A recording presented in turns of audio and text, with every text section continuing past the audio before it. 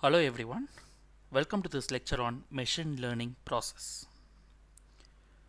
So before we understand and deep dive into the machine learning approaches, it is important that we understand the process of machine learning and get comfortable with the terminologies that are being used in the machine learning process. So what is machine learning? Let's slightly touch upon that before we get into the process aspects. At a very high level, machine learning is simply study of teaching a computer program or algorithm how to progressively improve upon a set task that is given. So machine is trying to learn, and how is the learning process happening? With the help of the experience. So you are trying to see whether a machine or a computer program or a simple algorithm can it progressively give a better result when more and more experience is gathered.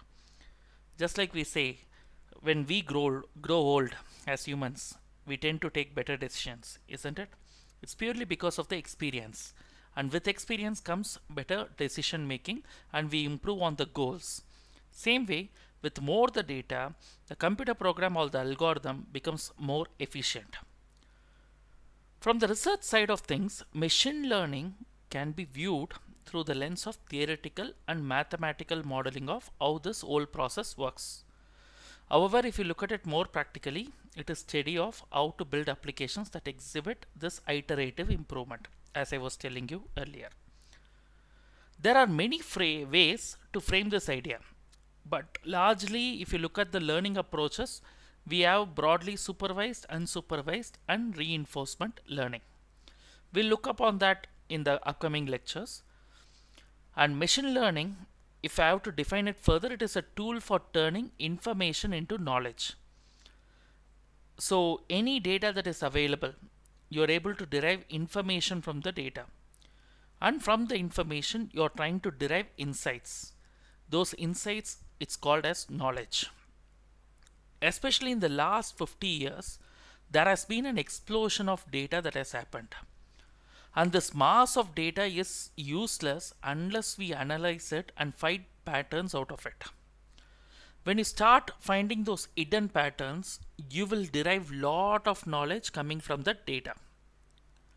And we use machine learning techniques to automatically find the variable underlying patterns within that complex data, which is very tough for humans to find that out. So whatever humans can't find it easily, with the help of machine learning techniques and algorithms, you would be able to do that at ease. The hidden patterns and the knowledge about a problem can be used to predict future events and perform all kinds of complex decision making.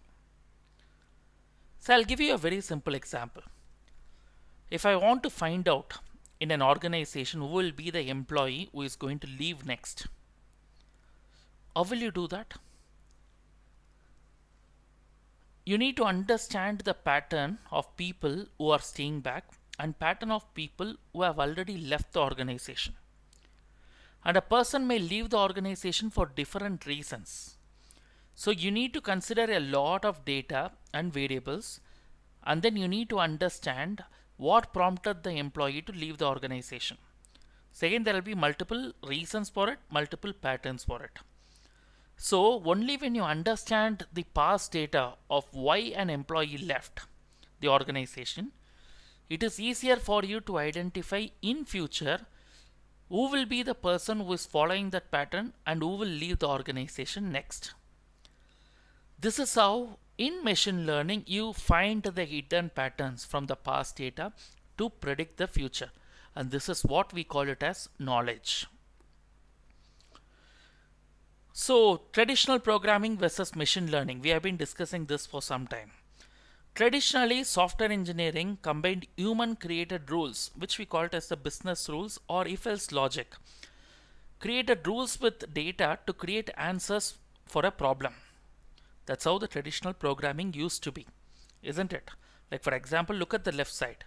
X equal to 1, then the rule is y is equal to x into 2. That means the output will be 2.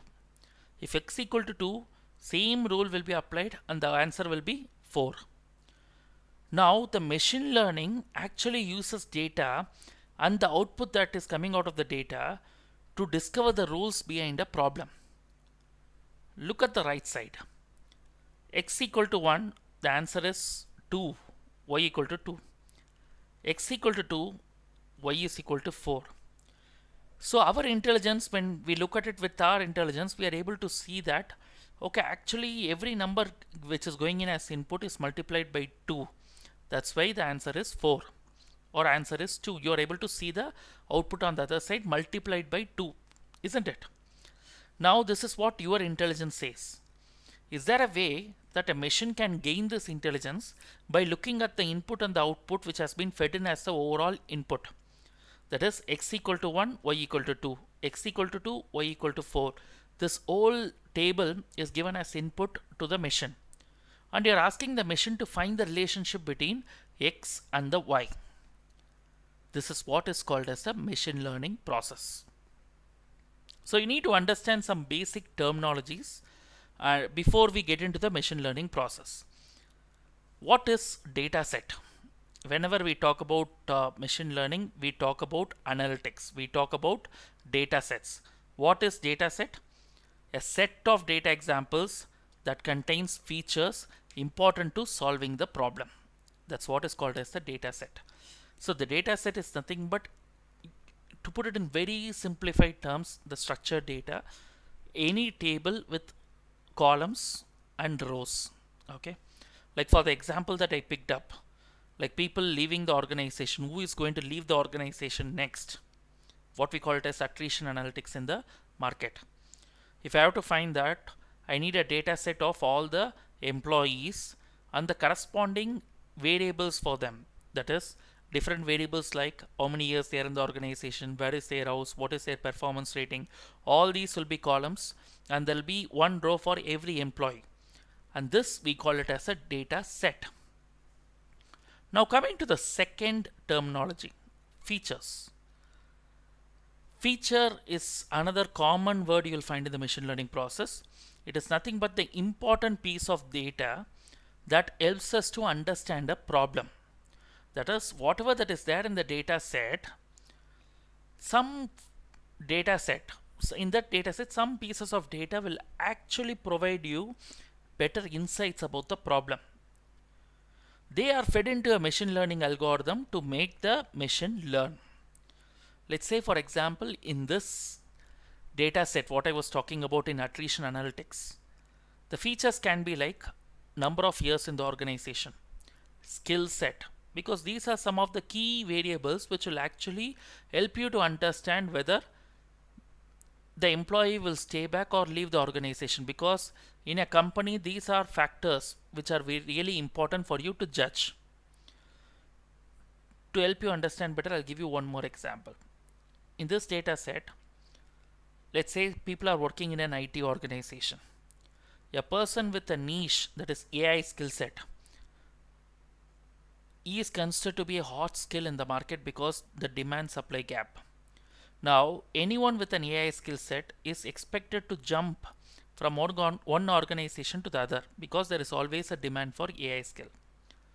So the number of years or the months in the company and the skill set, that is AI, with that combination you will be able to judge whether this employee will be moving out in the next quarter.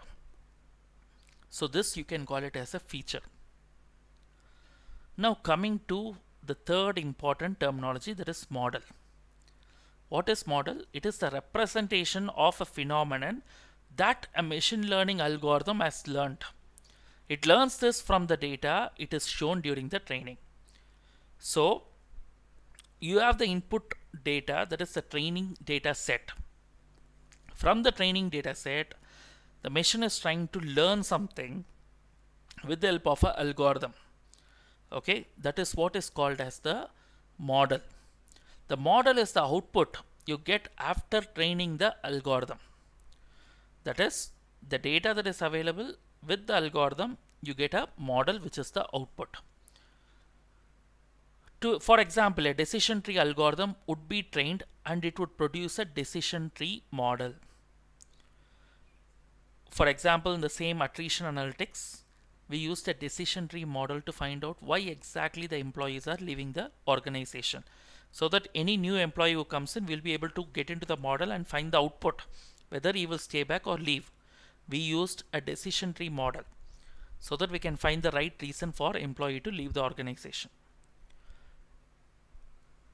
So this is terminology. So you learned three basic terminologies, that is data set, features and model. Now moving on to the process. What is the machine learning process here? There are 5 important steps when it comes to machine learning process. The first step is data collection. You need to collect the data that the algorithm will learn from. So first step, for example, in the attrition analytics, I will start understanding what is the data I would need for every employee to know the pattern that is hidden in the data. This is where the business domain understanding of the consultant comes into picture. Like usually an MBA who understands the business world will play the role of a business analyst to find out what kind of data points we would need to build this model. And then from there you are preparing the data. That is the second stage, data preparation. So you will get data from different databases in different formats. Let's say for example, in the same case, I am looking at data coming from the source systems like HR payroll, performance appraisal system and everything that is within the organization. I may also look at the data that is coming from glassdoor.com on what kind of comments he is posting about the company in different websites. I can also check the LinkedIn whether he is actively looking for the job. Is he applying for the job? Okay, so these data will actually come as unstructured data, the data that is coming from LinkedIn and Glassdoor. So I need to get the data from different source systems which will be in different formats. The quality will not be great. So you need to format and engineer the data into the very optimal format. So this is the role of a data engineer. I'm sure you would have heard of these terms. Data collection is done by the business analyst. Data preparation is done by the data engineer. An engineer who pulls data from different systems using processes like ETL, what is popularly called as extract, transform and load. You do that and then you bring the data into a common format for you to consume it. Once it is done, you extract the important features and perform dimensionality reduction. Don't worry about this terminology dimensionality reduction now. You will learn about it later when we talk about algorithms. Now, once you have the data ready, you will start applying algorithms like dimensionality reduction and you will start training the model. This is also known as the fitting stage. This is where the machine learning algorithm actually learns by showing it the data it has been collected and prepared. With the help of the data that is collected and prepared in the first 2 stages, you are applying algorithms in the 3rd stage and you are trying to train the model from the data that is available. This is the training stage.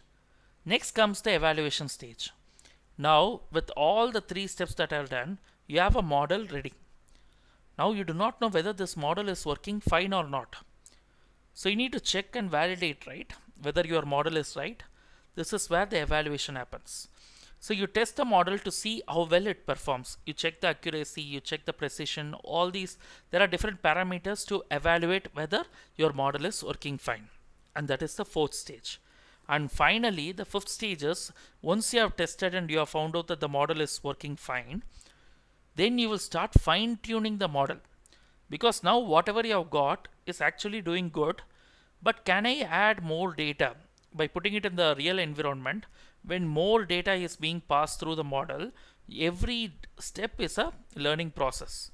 Now you will start fine-tuning the model with all those experiments to maximize its performance. So these are the 5 stages of machine learning process. First, you collect the data. Second, you prepare the data. Third, you're training the data, training the model with the data that is available. So you're actually using statistical algorithms here, like for example dimensionality reduction and stuff, to find out what exactly is the pattern that is coming out of the data. And then you're evaluating the model whether the model is right. And finally, you are tuning the model, that is fine-tuning the model to improve its performance. So in this lecture, we tried to cover the different aspects, that is the basic definition of machine learning, tried to put in a more consolidated manner. Then we understood the different terminologies that are followed in the machine learning world, and we also understood the process of machine learning. I hope you have learned something new in this lecture. We will cover again in the next lecture. Thank you very much for your time.